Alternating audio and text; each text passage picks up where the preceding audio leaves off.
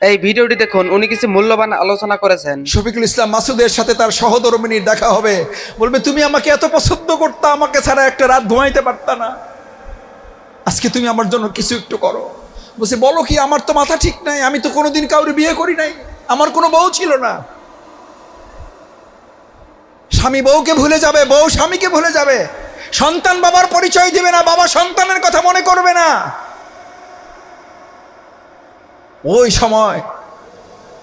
ওই সময় ময়দানের এক কোণা থেকে একটা আওয়াজ, একটা শব্দ